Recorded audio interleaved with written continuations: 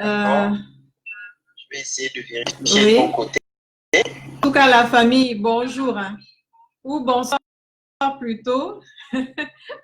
Donc, au bout de 57 minutes, la machine ne veut plus. Hein, c'est un truc là qu'on passe. On vous a dit que vraiment, il faut nous excuser, s'il vous plaît. Par rapport aux aléas du direct, on va continuer. Donc, chaque heure, on ne peut pas faire un live de plus d'une heure parce que malheureusement, la machine que j'ai là pour l'instant, c'est une petite tablette. Ça ne peut pas supporter tout ça. D'ici quelques temps, peut-être, on continue à prier pour ça, pour avoir the matériel. D'accord?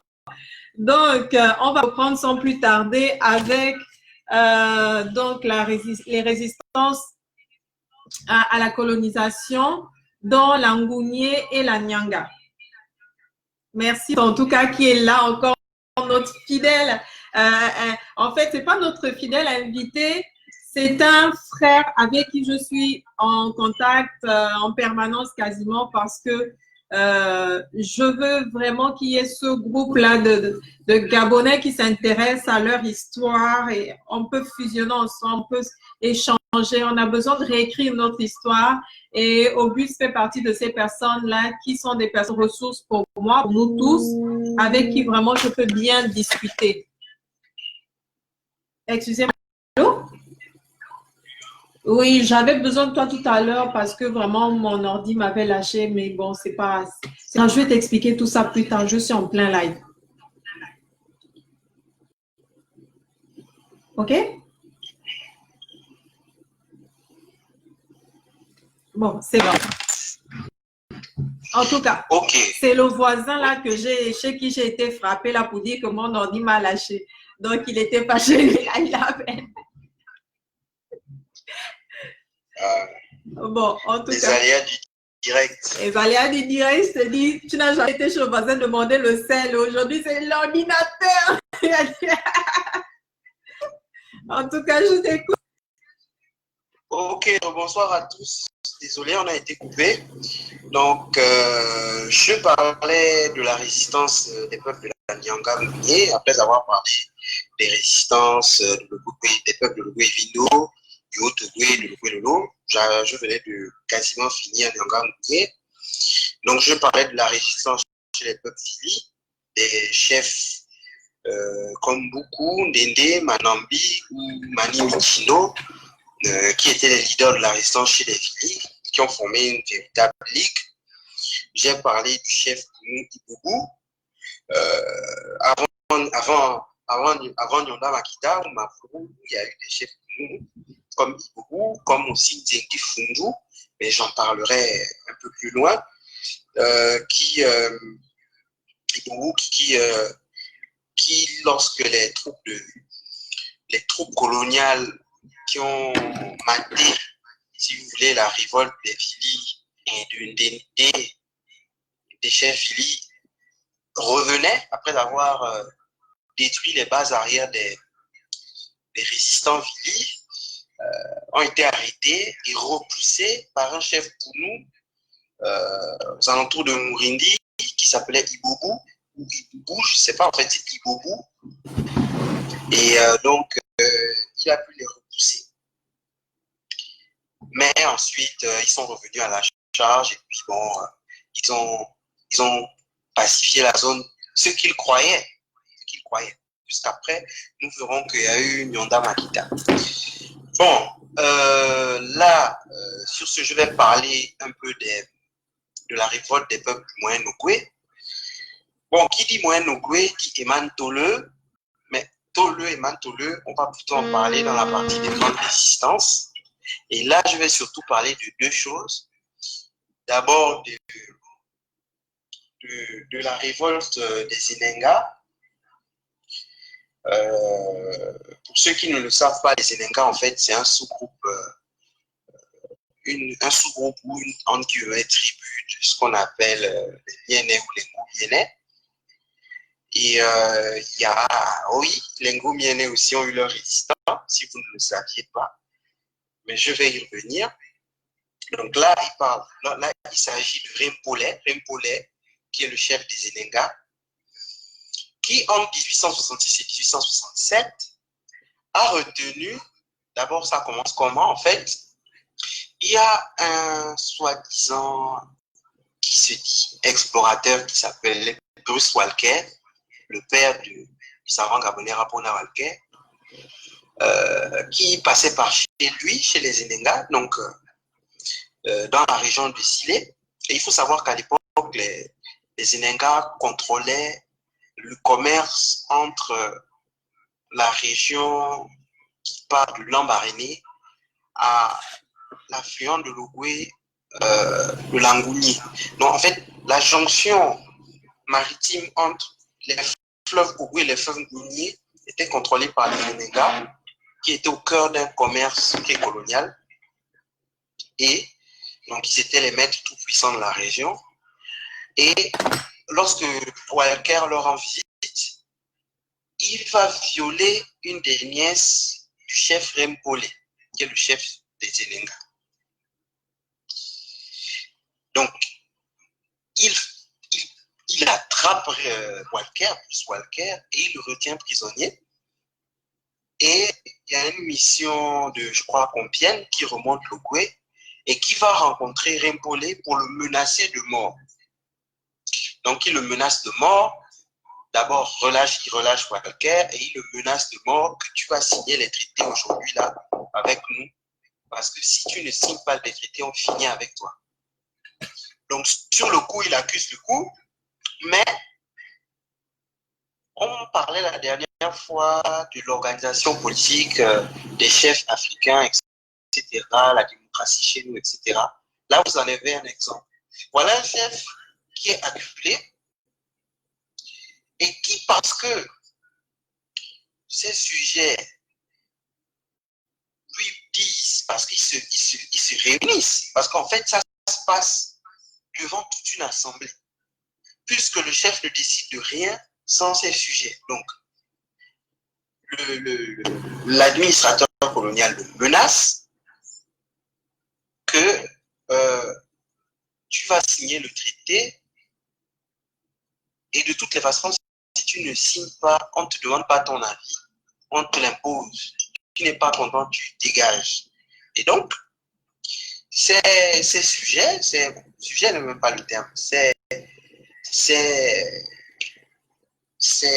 les Enenga, donc le soutiennent et lui disent ah non, il n'est pas question que nous signons ce traité, nous refusons.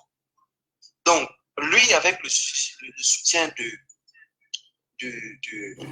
ceux qui l'ont placé là, refuse de signer l'accord. Qu'est-ce que, en fait, c'est même pas Compiègne, c'est MS, lieutenant MS, donc français. Qu'est-ce que MS va faire?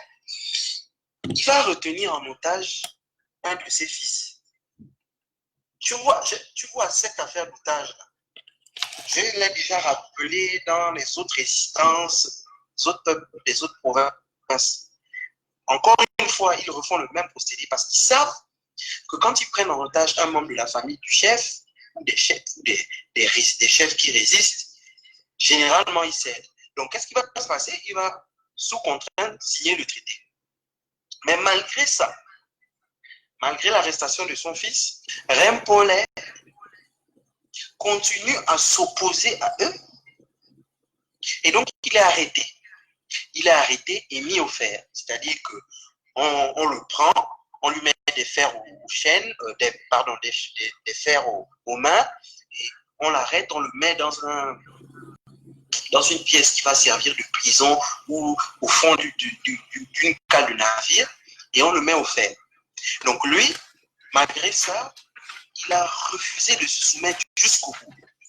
Et il était aussi soutenu par le chef spirituel, donc si tu veux, le grand Nganga. En fait, parce que les Enenga étaient situés dans un espace où il y avait beaucoup d'entités de ce qu'on appelle aujourd'hui des génies. Et bien les peuples étaient organisés de façon qu'il y avait le chef temporel, donc le chef politique, et il y avait le chef religieux. Donc, le chef politique, c'était Rempolé, et le chef spirituel, c'était Ranoké. Et Ranoké, lui aussi, il était contre, mais les colons vont faire quoi? Ils vont faire la stratégie de diviser pour mieux régner. Donc, ils vont soudoyer Ranoké, ils vont lui offrir des cadeaux, etc., etc. Et lui, il va devenir plus conciliant. Pendant que Rempollet, lui, sera jeté en prison, au cachot et tout ça. Et il va rester irréductible jusqu'au bout. Mais l'histoire s'arrête là, puisqu'ils finissent par signer le traité et Rempollet est jeté dans l'oubli. Et c'est Ranoké, parce que si on lit même la littérature historique, que ce soit écrite par les africanistes, donc en fait les historiens français et blancs qui écrivent sur le Gabon, etc., ou que ce soit les historiens gabonais, mais qui sont plus dans la tendance de répéter l'histoire coloniale, où vous verrez qu'on parle surtout de Ranoké, mais on ne parle pas de Rempollet. Faites attention, à chaque fois que dans les récits historiques, on parle en mal d'un chef gabonais ou africain, c'est qu'en fait, c'est un résistant. Sur ce, je passe à ce qu'on a appelé la grève des Gallois et des Fans dans le Moyen-Ogooué. Donc, vous savez que l'exploitation coloniale s'accompagne, on vous impose des prix, on vous vend tout cher, vous n'êtes pas d'accord, c'est votre problème. Voilà, on vous impose tout. Et donc, vous, ce que vous vendez, vous le vendez à bas prix. On vous oblige à le vendre à bas prix. Et vous achetez les denrées des factoreries. Donc, des factoreries, c'est des sortes de maisons de commerce. Vous achetez les factoreries double du prix, au triple du prix. En fait, c'est de l'escroquerie organisée. C'est pire que ça. Vous êtes des esclaves, vous êtes des chiens. Vous devez consommer nos produits que nous, la civilisation, les Occidentaux vous apportent. Et vous devez nous fournir vos produits pour que dalle. Si vous n'êtes pas d'accord, on vous les prend, et puis c'est tout. Donc, du coup, ça n'a pas changé.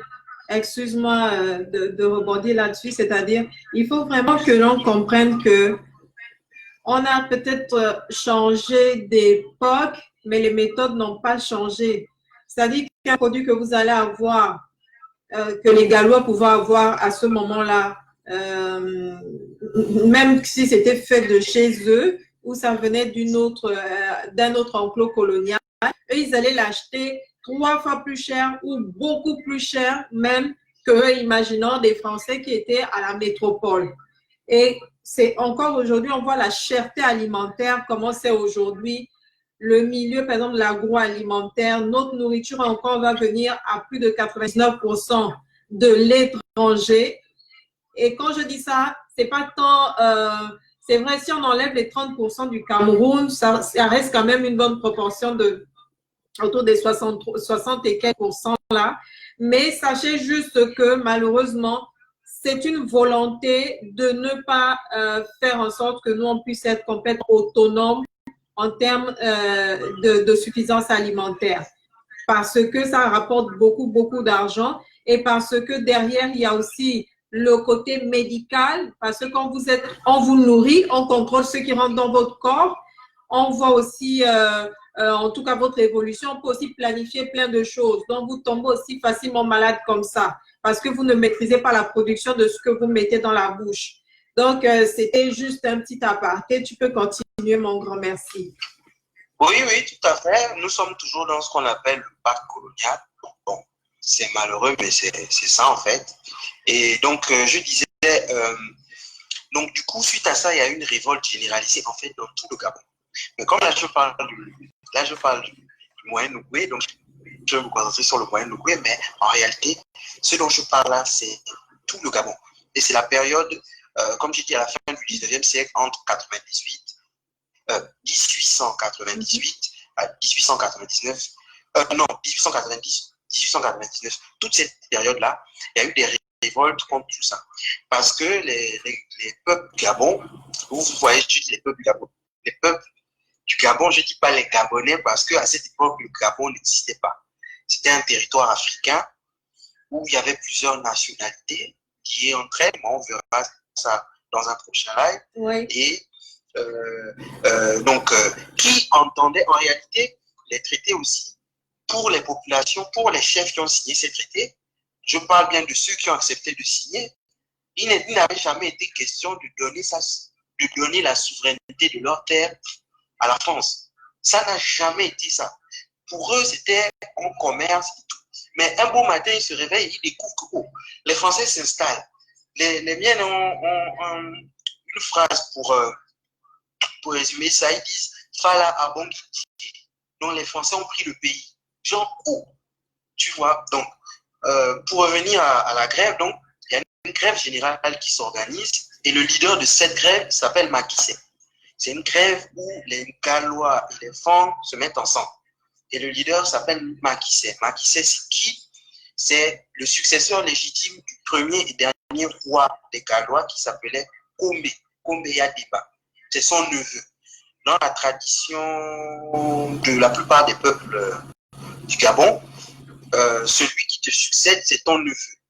Surtout ceux qui sont, là je parle de ceux qui sont matrilinéaires. Donc, lui, il est le neveu de Kombe et lui, il s'oppose à l'administration coloniale et est le leader de la grève. Qu'est-ce qui arrive? C'est que, qu'est-ce qu'on fait? On le prend, on le déporte à Dakar. On le déporte à Dakar. Et ceux qui à Dakar au Sénégal. Dakar au Sénégal, voilà. Et ceux qui connaissent bien Lambaréné savent qu'il y a un quartier de Lambaréné qui s'appelle Dakar. Et c'est lui, en revenant d'exil de Dakar, en revenant chez lui à Lambaréné, qui a donné le nom du village qui se trouvait, un des villages qui se trouvait à Lambaréné, de Dakar, en souvenir de sa déportation. Donc, les Gallois et les Fang font grève à cause des prix exorbitants et ils estiment qu'ils sont victimes d'une honteuse exploitation. Donc, qu'est-ce qu'ils font? Ils refusent de fournir des denrées à l'administration coloniale. Ils refusent, ils prennent même en otage certains officiers blancs, etc., etc. Donc, suite à ça, les gars, l'administration réagit brutalement comme d'habitude et ils mettent 24 grévistes en prison. Ils mettent 24 grévistes en prison et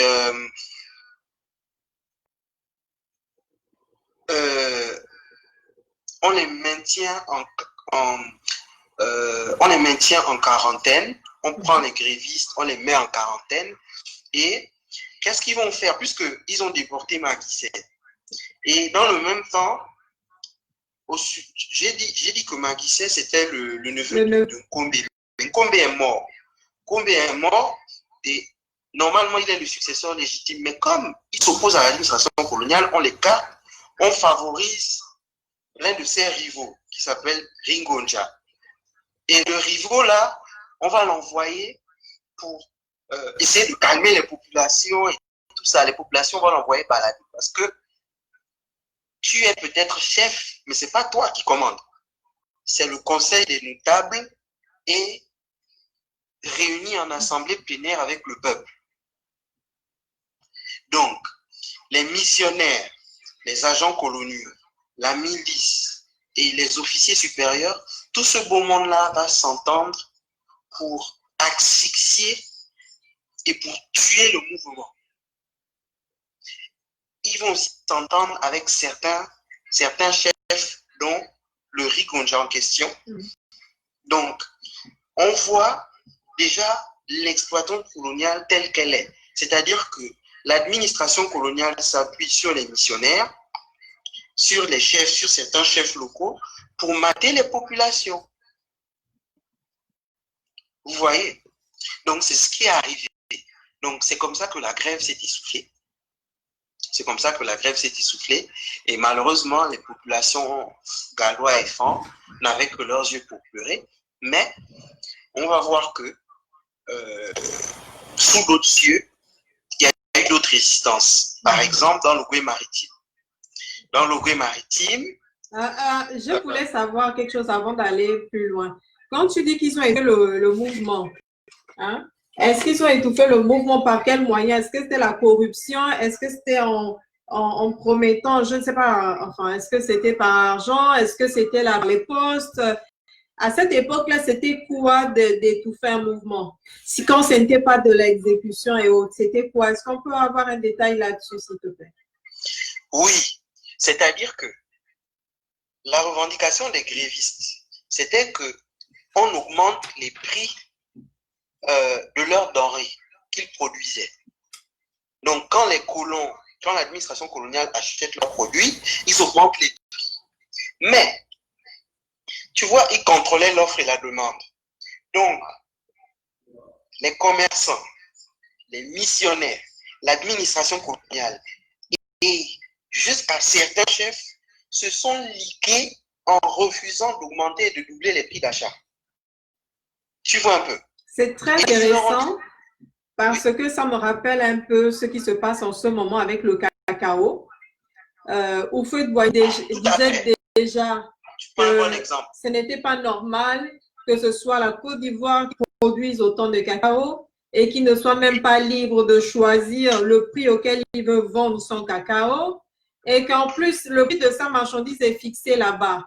Et c'est comme ça qu'on voit près de 30 ans plus tard comment c'est maintenant le président du Ghana qui essaie maintenant de dire, il vient de mettre en place quelque chose là, j'ai vu ça, où maintenant ils veulent, les deux plus gros producteurs de cacao veulent se mettre ensemble ou sont en train de travailler dessus pour pouvoir impacter, avoir un impact si fort par l'unité que ce soit à eux maintenant d'imposer les prix et pas l'inverse. Et ça aussi, ça va aider au développement de ces deux nations. Voilà.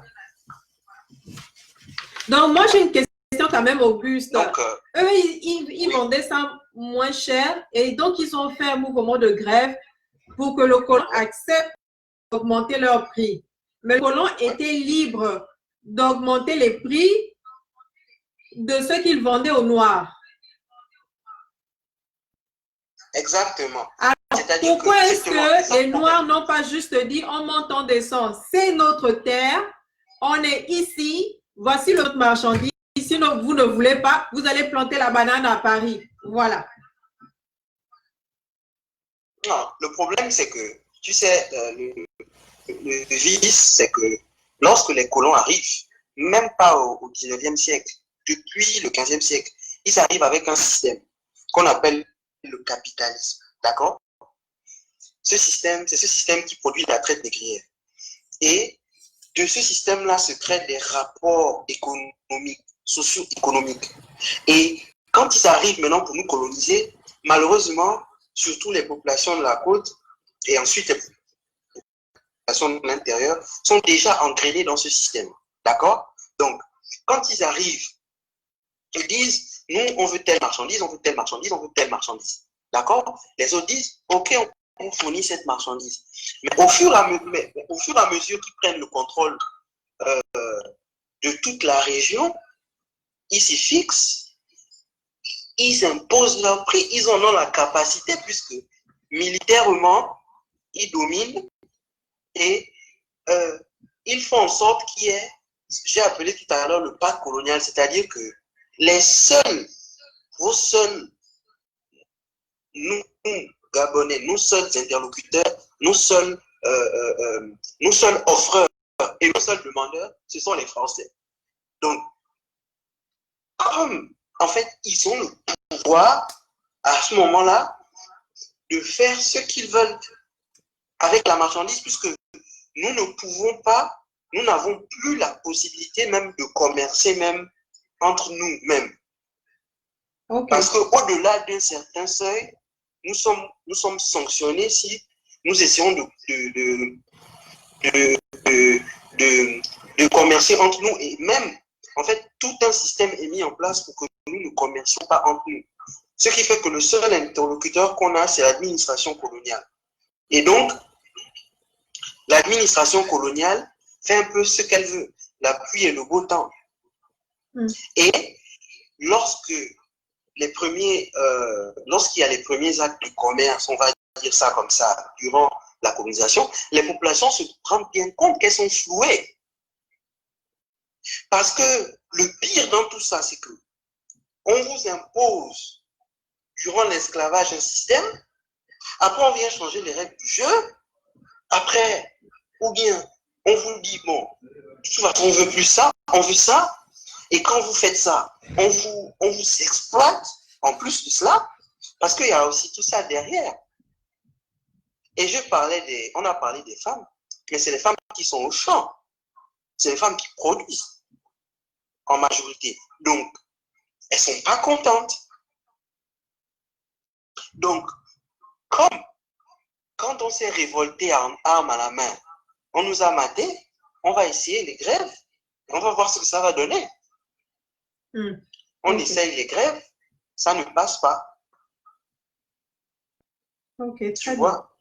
Donc, c'est-à-dire qu'on était pris dans un piège vicieux où, en réalité... En fait, j'ai compris tout ça. Bon. Voilà. Il n'y a pas de souci, je te laisse aller du côté de l'Ogooué-Maritime. Voilà. Donc, du côté de l'Ogooué-Maritime, on va commencer par parler d'un peuple que peu de Gabonais connaissent. Ils vivent dans la lagune Pikela. Ils s'appellent les Ngoubi, mais généralement on les connaît sous le terme Ngoué. Ce sont des mériais. En fait, ils sont un peu un mélange. De Barama, Kissi, Bungu, Niene, tout ça mélangé, c'est ça qui a formé les Ngoubi. Mais ils parlent une langue plus proche de l'Ishira que du Niene, par exemple. Mais aujourd'hui, ils parlent tous Mienais. Ils sont assimilés au Mienais. Et donc, en 1885, les Français, on ne dit pas souvent aussi une chose, c'est que quand on dit qu'on a signé des traités, on fait comme si les traités importants ou les seuls traités étaient les traités avec les chefs de l'Est, alors que dans chaque endroit où ils allaient, ils faisaient signer des traités. Chaque endroit où ils allaient, ils faisaient signer des traités. Donc, il y a au moins une soixantaine de traités. Et donc, quand ils arrivent à la lagune Pikela, ils veulent signer un traité, mais les Ngoubi, non, les Ngoué, refusent de signer le traité. Qu'est-ce qu'ils font? Ils vont voir en catimini un chef qui ne représente rien, qui s'appelle Ogala. Et Ogala va signer un traité avec un administrateur qui s'appelle Avinek.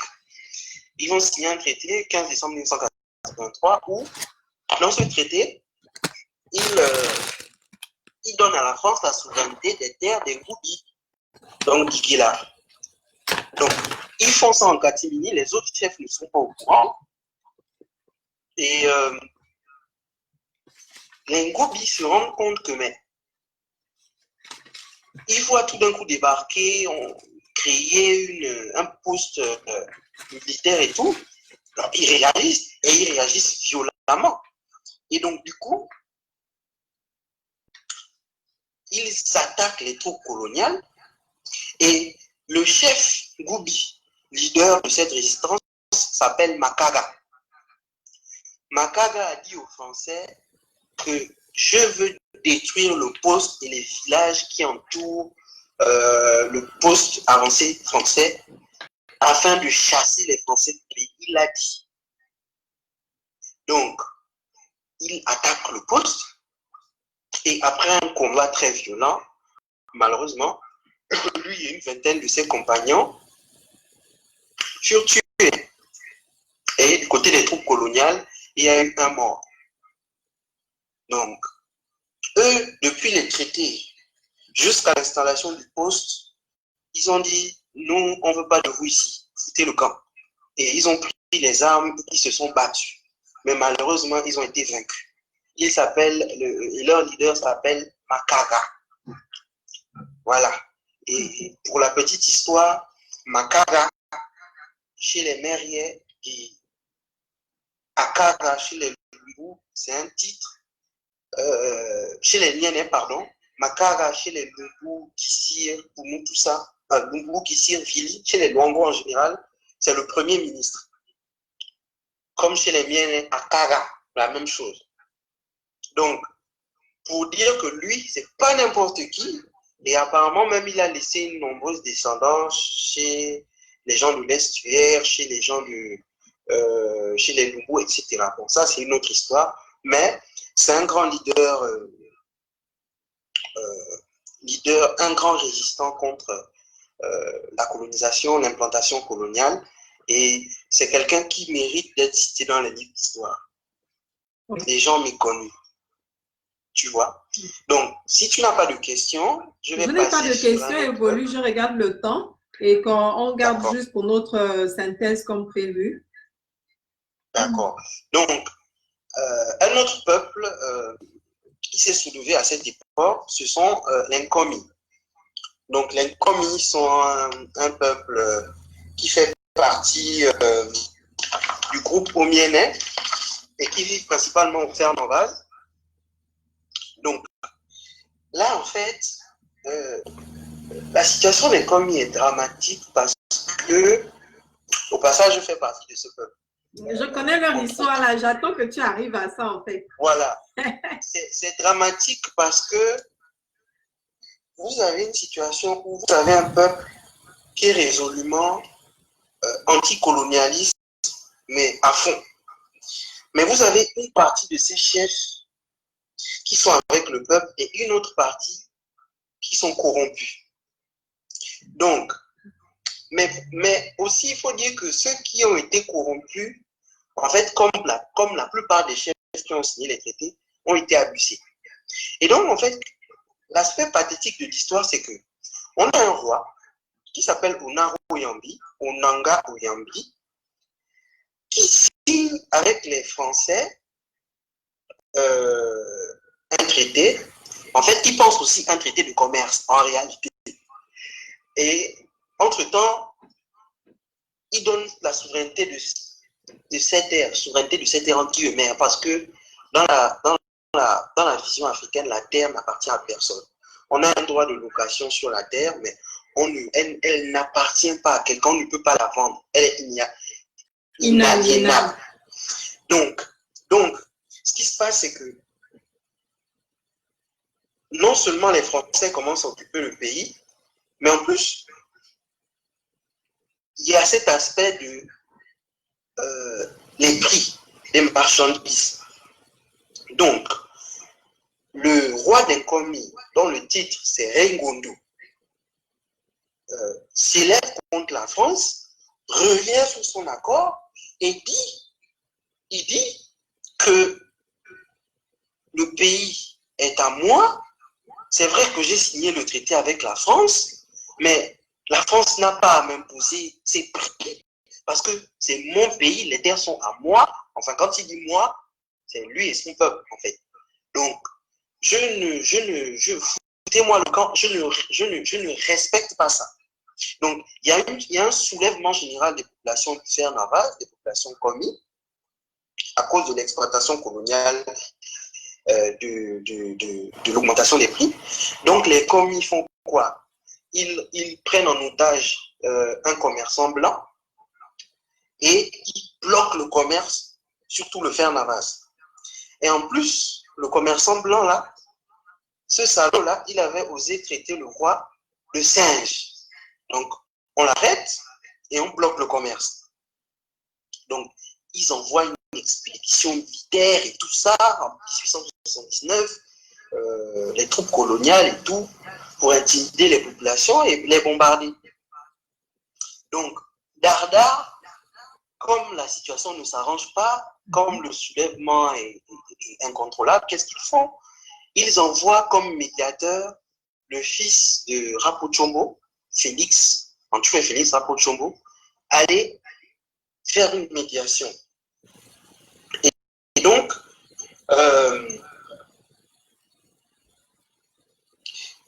avec les palabres et tout ça, etc., il réussit à convaincre les Nkomi de se calmer et tout. Cependant, il se calme un moment, mais cependant, à partir des années 1890, il va y avoir de nouveaux échauffourées. Il va y avoir de nouveaux échauffourées et on va voir que, par exemple, dans des villages comme un village qu'on appelle Congo, si tu entends le nom du village, dans le Fer-Navas, Congo, avec des chefs comme Ilugu Yolago, Ndwani Yolago, Gbagbo, eux, ils vont rester dans une attitude de défiance contre l'autorité coloniale. Et cette défiance-là, elle va continuer même jusque dans les années 1940 parce que, et là, honneur aux femmes, il y a une femme qui a été agressée par un milicien, en fait, certainement qui voulait la violer. Et cette femme va le bastonner correctement. Et cette femme, elle s'appelait Evoine-Deno Rema. Evoine-Deno Rema en mien, ça veut dire la bonté du cœur. Donc, elle va frapper. Vous voyez à quel point les femmes étaient fortes. Elle a frappé un milicien, un militaire, certainement un Malien ou un Sénégalais. Donc, elle l'a rossé correctement.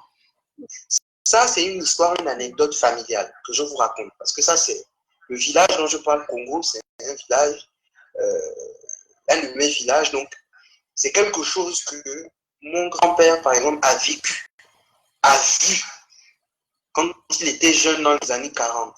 Donc, dans ce village-là, et dans d'autres villages, comme Aouta, il y a eu un autre village du Fernavaz, il y a eu des cas comme ça. Il y a eu des cas comme ça dans tout le Gabon.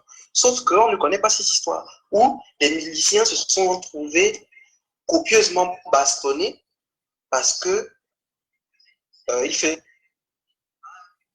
voulaient violer des femmes, les biens des gens, etc. Ils voulaient manquer de respect aux gens. Donc, il y a eu des cas comme ça.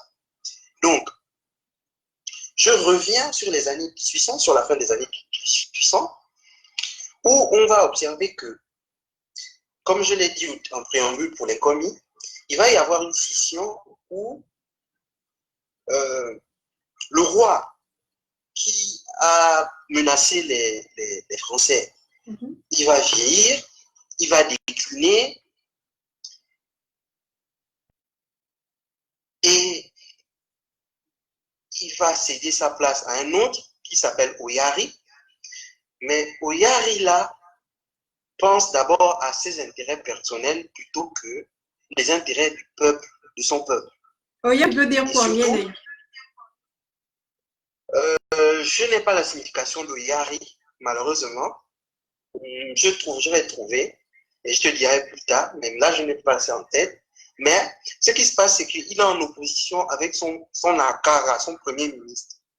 Parce que son premier ministre, lui, est considéré par les populations comme le chef légitime et est considéré, puisque l'autre commence à être corrompu, et lui, le Premier ministre, il est contre les Français. Donc, il va user de subterfuge, lui, avec certains chefs corrompus. Et qu'est-ce qu'ils vont faire? Ils vont, comment dire ça? Ils vont décider, contre l'avis de l'ensemble des commis, d'introniser un missionnaire blanc qui s'appelle Pichet. Mais ils vont l'introniser, si tu veux, comment dire ça? Va jusqu'au bout, le propre allégant là. Je vais jusqu'au bout, j'y viens. C'est-à-dire que ces chefs-là étaient tellement corrompus, mais tu sais, sur le plan traditionnel, on ne peut pas introniser n'importe qui. Donc, ce qu'ils vont faire, c'est qu'ils vont trouver un subterfuge, ils vont l'introniser, soi-disant, comme roi, simplement pour avoir les faveurs de l'administration coloniale, mais ils vont l'introniser comme un roi, on va dire, d'apparat. C'est-à-dire qu'ils ne vont pas lui donner les attributs du pouvoir. Donc, ils vont faire ça. Et le fait de poser cet acte-là va définitivement tuer les aspirations et comment dire ça? La résistance, l'âme du peuple commis, sauf dans certains endroits, comme j'ai dit, dans les villages comme Congo, Aouta et d'autres.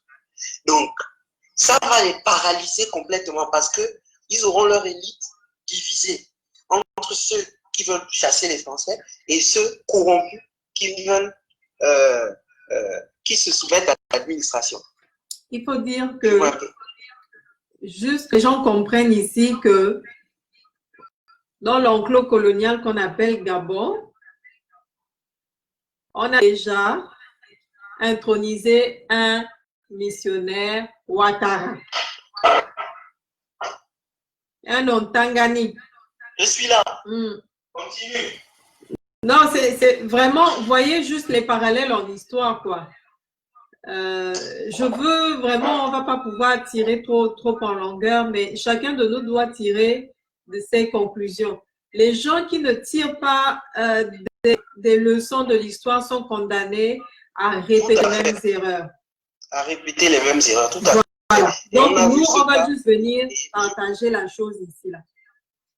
On a vu ce cas, on a vu ce cas, on a vu ce cas. C'est l'histoire qui se répète. Pendant l'esclavage, on a eu des cas comme ça, la traite négrière, où... laisse ça pour la traite négrière. Oui, mais... non, juste pour donner un exemple, pour voir, pour expliquer juste comment ça, on s'organisait, c'est-à-dire des usurpateurs, parce que lui, le prêtre blanc là, en fait, en réalité, c'est un usurpateur.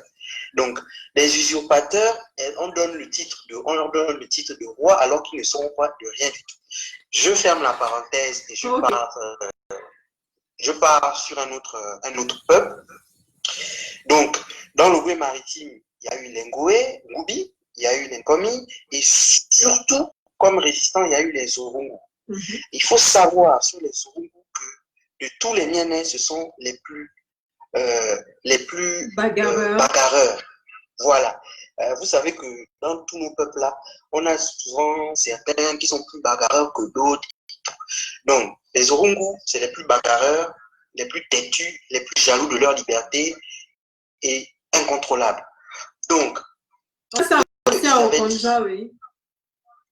eux, ils avaient dit, au passage, le caractère fondeur de Port-Gentil, c'est un peu aussi à cause d'eux.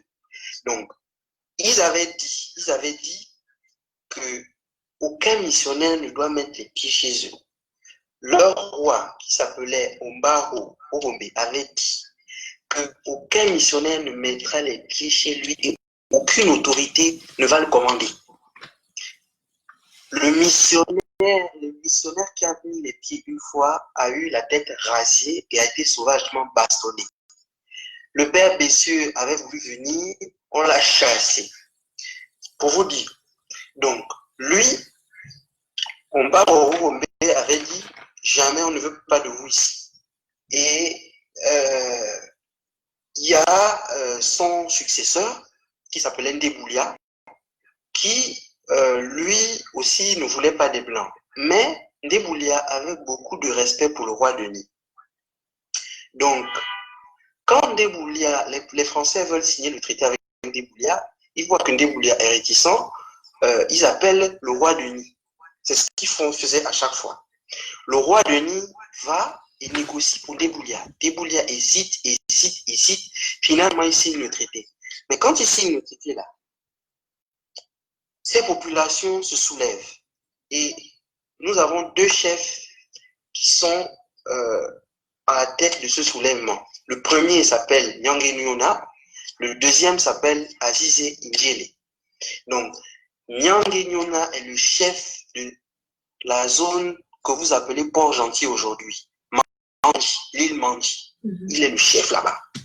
Et Nyangé Nyona dit, je ne suis pas d'accord, moi je ne veux pas des Blancs chez nous. Donc, il refuse pendant 11 ans. Il refuse pendant 11 ans de se soumettre à la France et de reconnaître le traité qui a été signé. Donc, suite à ça, pendant ces 11 ans-là, qu'est-ce qui va se passer? C'est que les Français en ont marre et décident de l'attaquer. Donc, ils l'attaquent. Donc, ils arrivent dans son village et ils brûlent son village. Ils l'ont fait le 1er août 1871. Ils brûlent son village, ils détruisent son village. Dans le même temps, entre les années 74 entre les années 1874 et 1876, sur le Goué, il y a un chef qui s'appelle Azizé Ndjele, toujours un Orungu, et qui décide de faire la chasse aux commerçants blancs. Donc, ils arrêtent leurs bateaux, ils font un blocus, ils les prennent, ils les arrêtent, ils les bastonnent, ils font ce qu'ils font, ils se battent contre les tirailleurs, etc. Tout ça, c'est en pirogue, sur l'eau. Parce qu'il faut dire que les peuples de l'eau, comme les Fili, les Lumbu, les Miennes, etc., eux, ils ont une tradition de combat sur l'eau. Donc, ils se battent contre les tirailleurs sur les eaux en les affrontant, en faisant des blocus, etc. Donc, comme tu l'imagines bien, cet acte de bravoure va provoquer une réaction des autorités coloniales qui vont réagir brutalement. Donc, ils vont réagir brutalement. C'est tout ce qu'elles savent faire. Pardon? C'est tout ce qu'elles savent faire, réagir brutalement. Oui. La politique, la terre brûlée, on va dire. Voilà. Donc, ils vont faire ça et ils vont arrêter 40 hommes. Ils vont en tuer 4. Ils vont en capturer 1. Et ils vont en blesser 1. Donc, tous ces hommes-là sont les hommes de Aziz Ndjele. En même temps, en parallèle, Nyange Nyona, le fameux Nyange Nyona là, en même temps, parce qu'il y a une petite période d'accalmie, mais en même temps, il y a encore eu des combats entre les gens des populations qui étaient avec Nyange Nyona. Donc, ils se sont battus avec les troupes coloniales et ils ont encore brûlé son village. Mais heureusement, bon, comme les gars étaient quand même malins, ils ont brûlé le village, mais les gars avaient déjà, comment dire ça, évacué les femmes et les enfants avant, donc il n'y a pas eu de tués. Heureusement. Donc, mais le mouvement a été arrêté parce que ils ont détruit les pirogues, ils ont capturé les gens et ils ont menacé de, bon, si vous continuez, on vous déporte. Et il y aura des représailles. Représailles sur qui?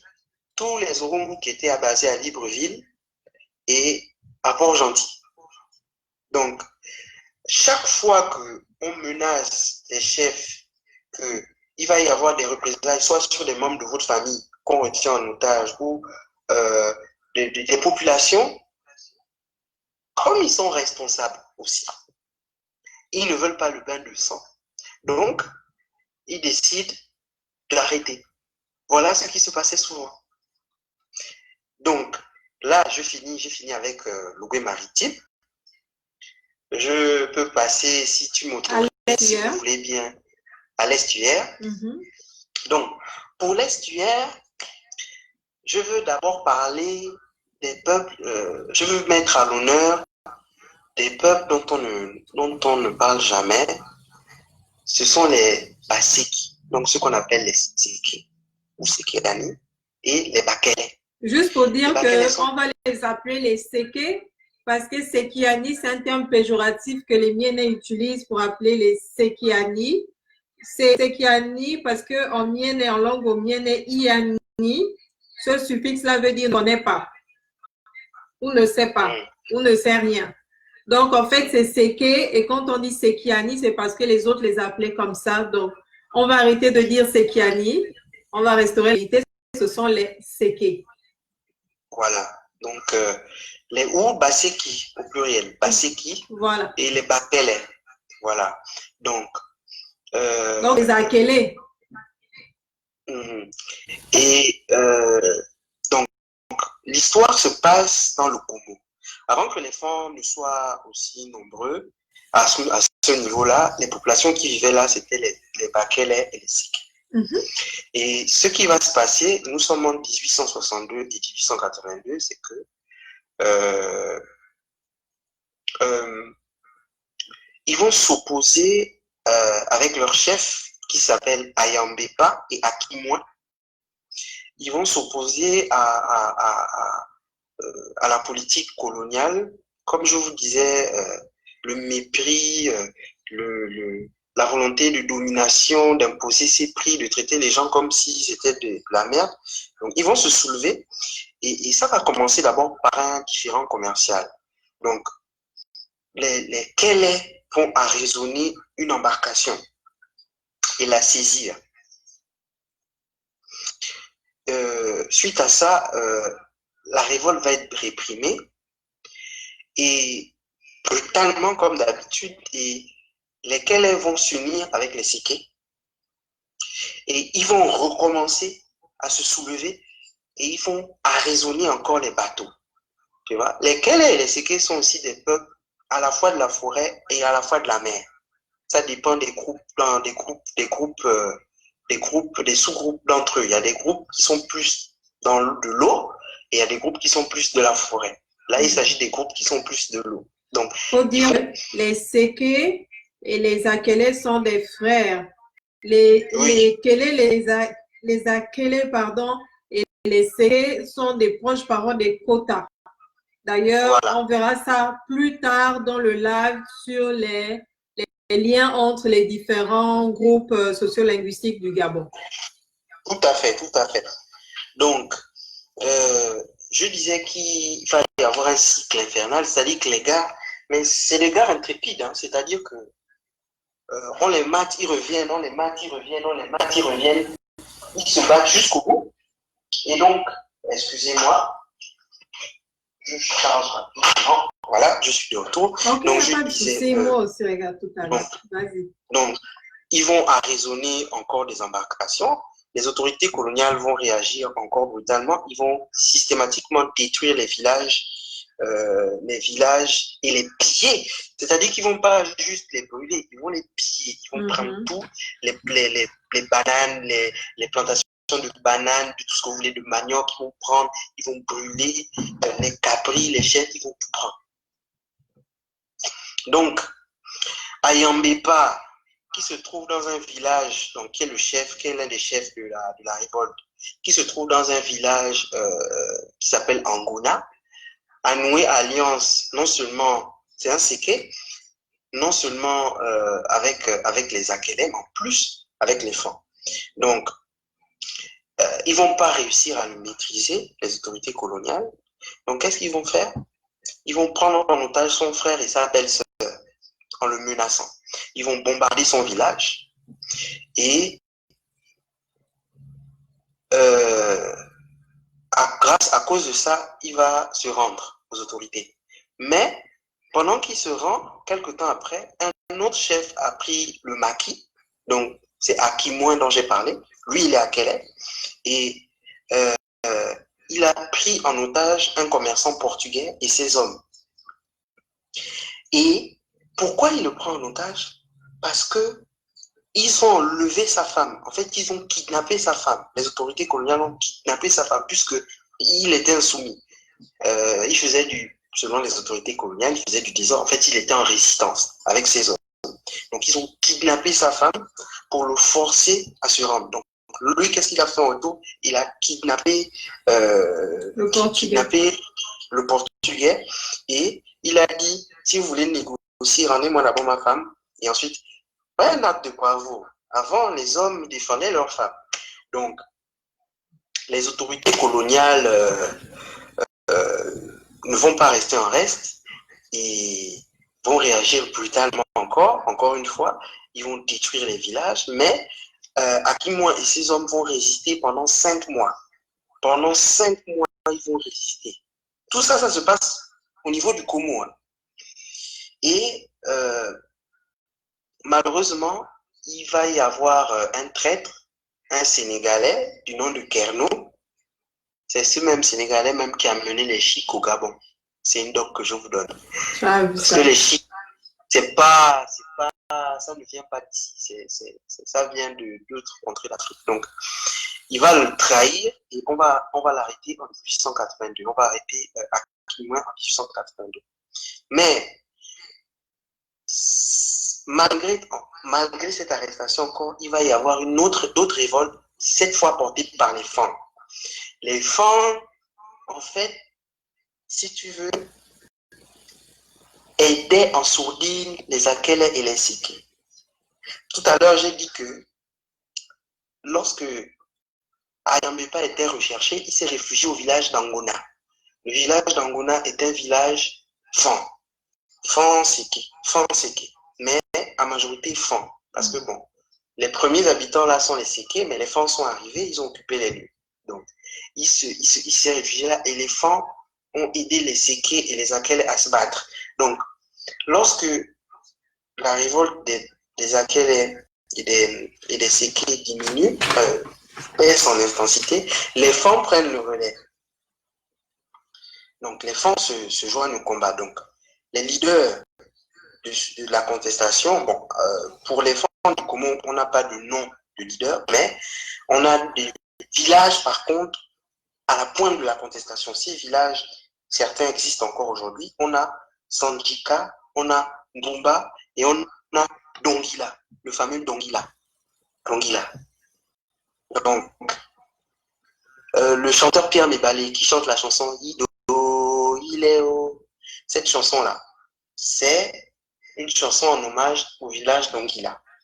Donc, ces villages sont bombardés par l'administration coloniale. Quand je dis bombarder, là, c'est que soit ils sont sur des bateaux avec des canaux et ils bombardent les villages, soit ils ont des canaux qui descendent à terre, ils tirent à boulet sur les Donc, villages. ils nous ont tués, les frangins, avec l'arme lourde. C'est ça que tu veux dire? Exactement. Voilà. Et suite à ça, ça va être terrible parce que il y a 2 chefs francs qui vont être pendus et 12 francs qui vont être fusillés sans sommation.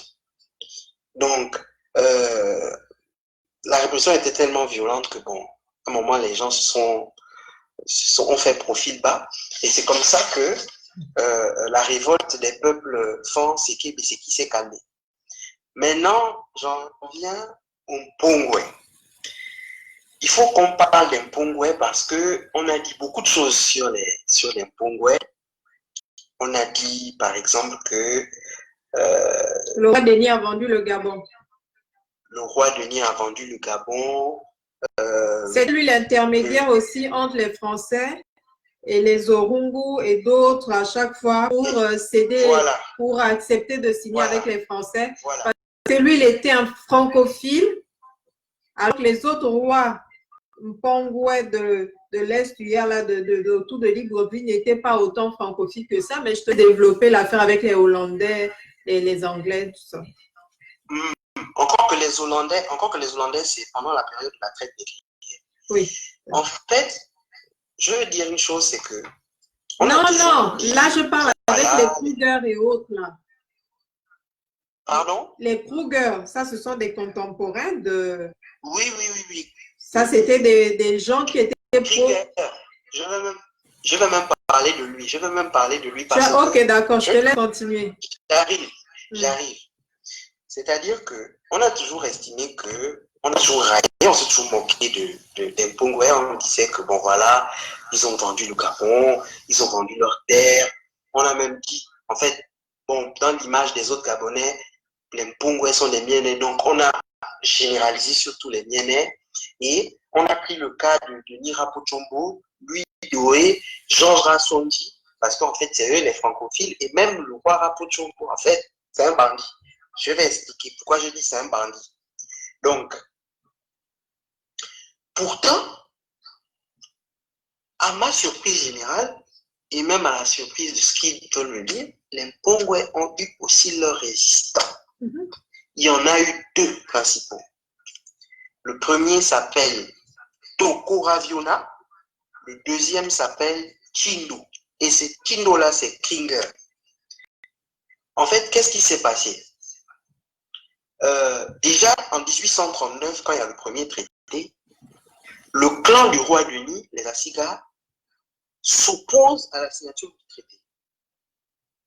C'est le roi Denis qui persuade ses concitoyens que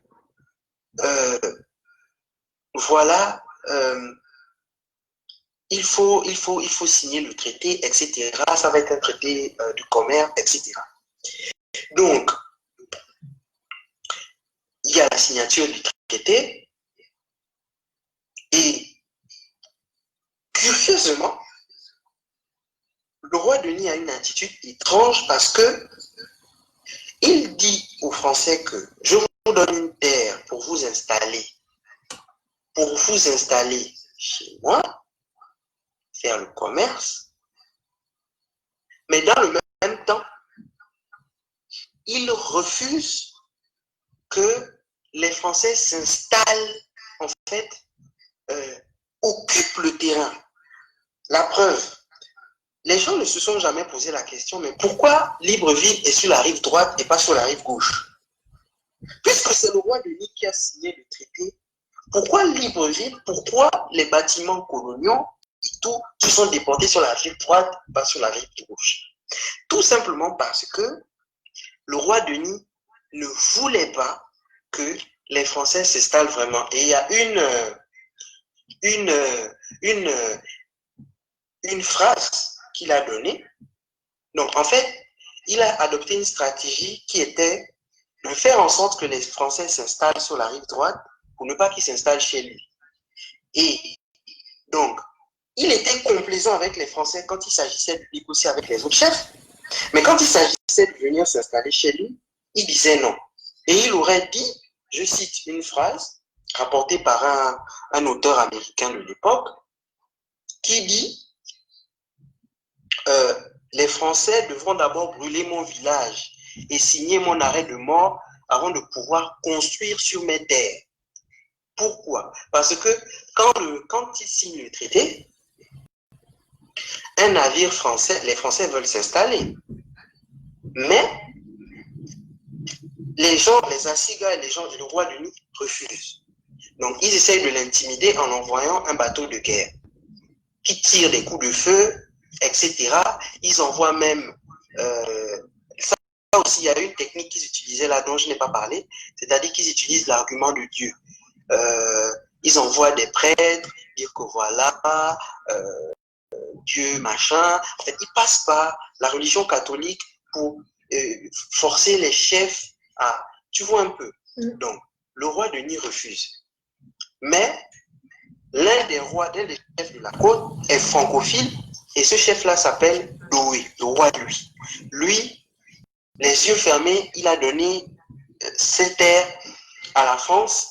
Et la France, c'est comme ça que la France, ne pouvant pas s'installer sur la rive gauche, s'installe sur la rive droite. Sauf qu'il y a un problème, c'est que sur la rive droite, il y a pas que lui. En fait, il y a deux grands chefs. Il y a Glace, donc Rendama, et il y a lui. Lui est favorable aux Français. Rendama est contre les Français. Il n'est pas le seul chef qui est contre les Français, mais Rendama ne veut pas des Français chez lui. Rendama veut que toutes les nations, qu'elles soient africaines, donc quel que soit le peuple africain ou quel que soit le peuple non africain, viennent commercer librement chez lui, d'égal à égal, en toute légitimité.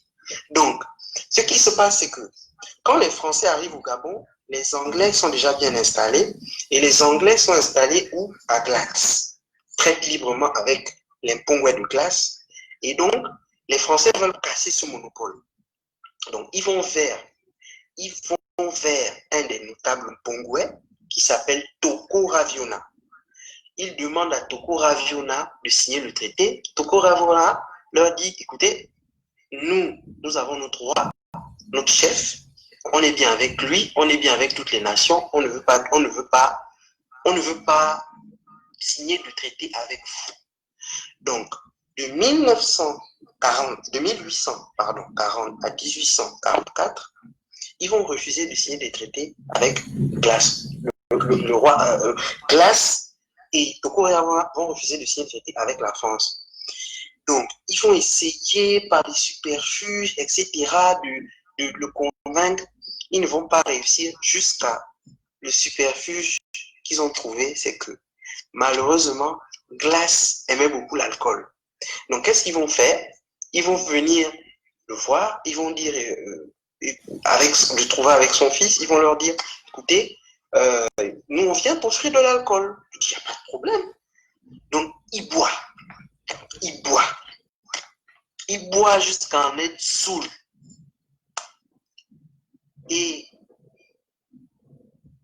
les Français profitent du fait qu'il soit bourré pour lui présenter un papier en lui disant non, c'est un simple traité d'amitié, il n'y a pas de problème, signe. Lui, il signe aussi. Donc, il signe et il voit les Français débarquer quelque temps après. Oh, qu'est-ce qui se passe? Oh non, tu nous as accordé la souveraineté du TTR. Voilà, tu as fait possession. Moi, jamais de la vie. Vous m'avez trompé, vous m'avez saoulé, etc. Donc,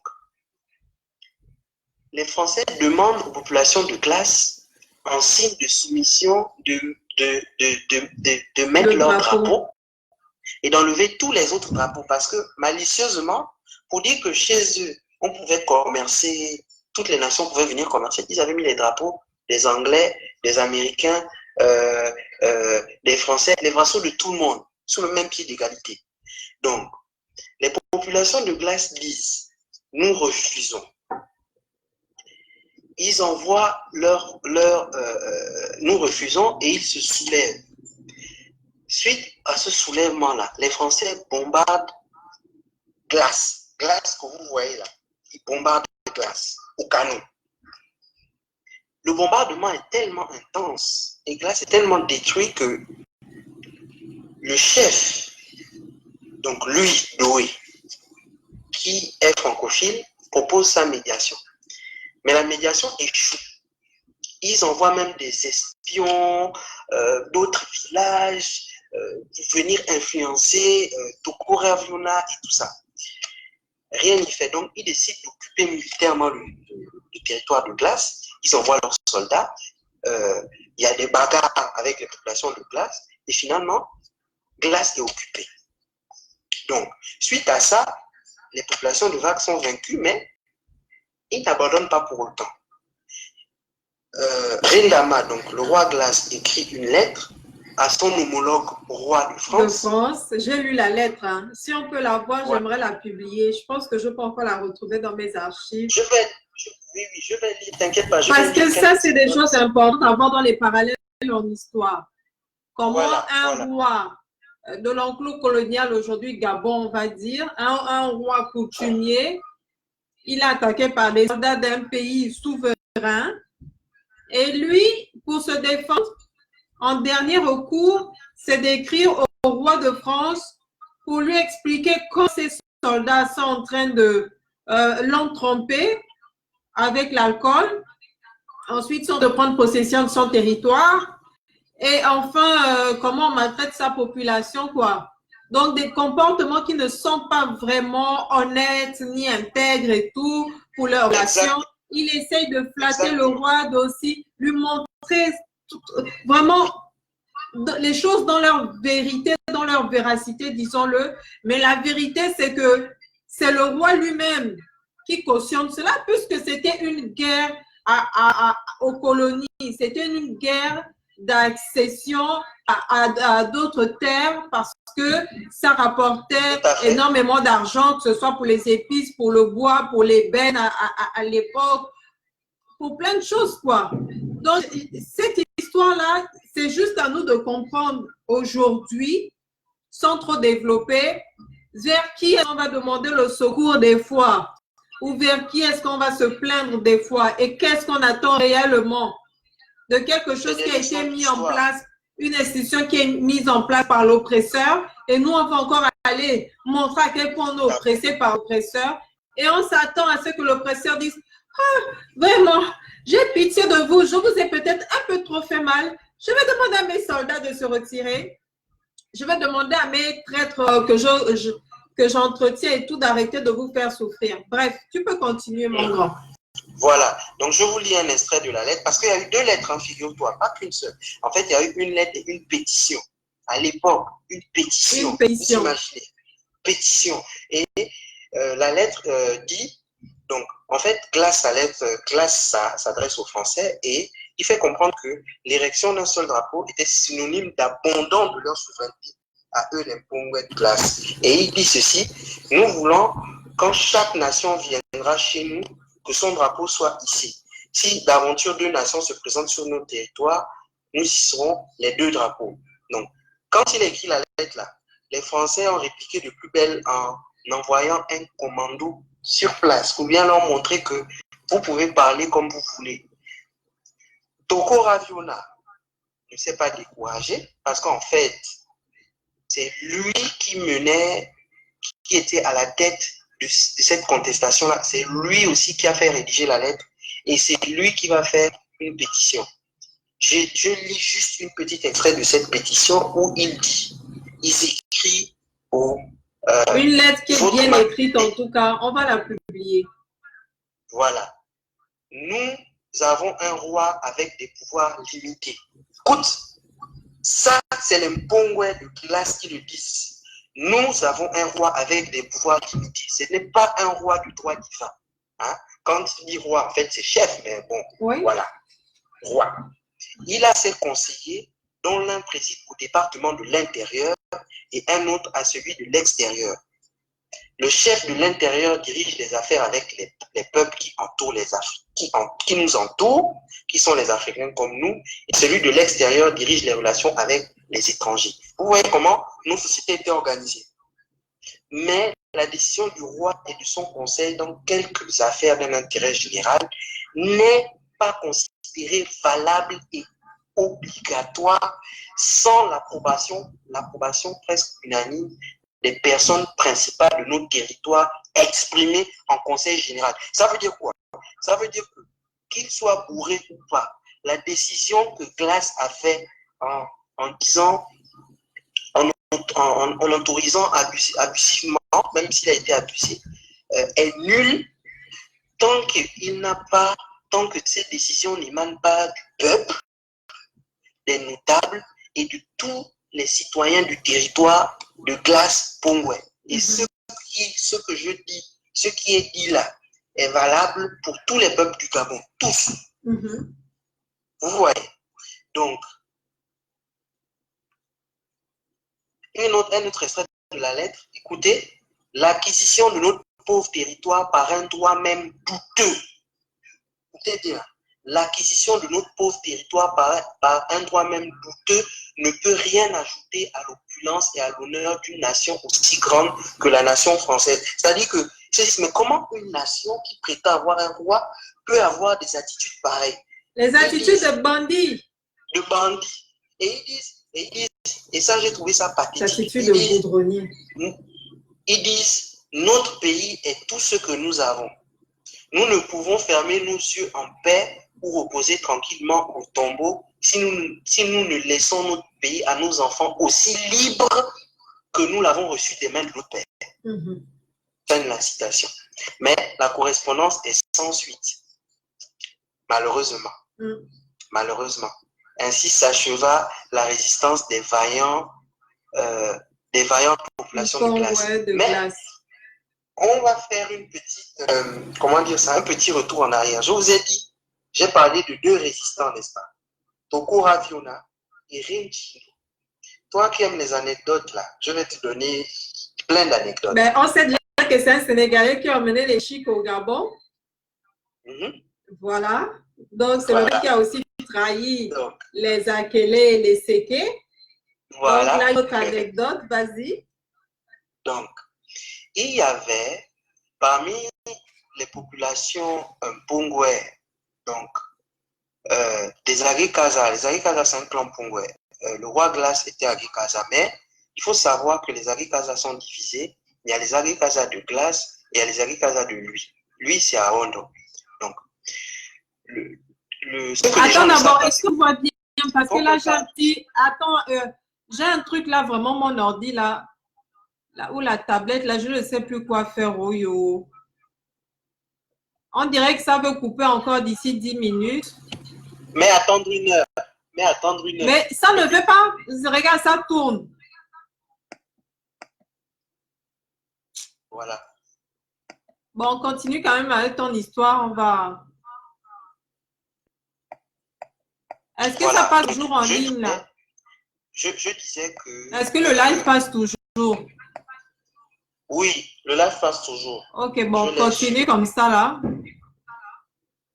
D'accord. Je disais que ça, c'est quelle bêtise? les chefs dont on parle, les chefs Pongwe, en fait, c'est les chefs principaux, mais en réalité, il y a plusieurs chefs, tu vois un peu. C'est-à-dire que il y a Doé, par exemple, il était chef des Pongwe de lui, donc à Wondo, le nom en mien c'est à Wondo, mais dans Wondo même, il y avait plusieurs villages et chacun avait ses chefs. Et parmi ces chefs, il y en avait un qui s'appelait Renchindo, alias Klinger. Maintenant, c'est quoi son histoire? En 1837-38, avant de signer le traité où le roi Denis donne des terres à la France, donc l'impôt pouvait commercer avec toutes les nations. Et donc, le père de Renchindo, là, qui est un chef pongouais, traitait avec les Français et est monté dans un navire français pour leur vendre un produit, en fait, de la cire. Donc, il était question qu'il donne 100 pots de cire aux Français, qu'il livre 100 pots de cire aux Français dans le bateau, et les Français ont compté 99. Le commandant compte 99. Et donc, pour lui, il y a bien les 100, pour le chef pongouais, il y a bien les 100 cires. Et donc, le chef essaye d'expliquer aux Français qu'il y a un problème. Mais dans ses explications, il a levé le bras. Les Français ont cru qu'il voulait les menacer. Et donc,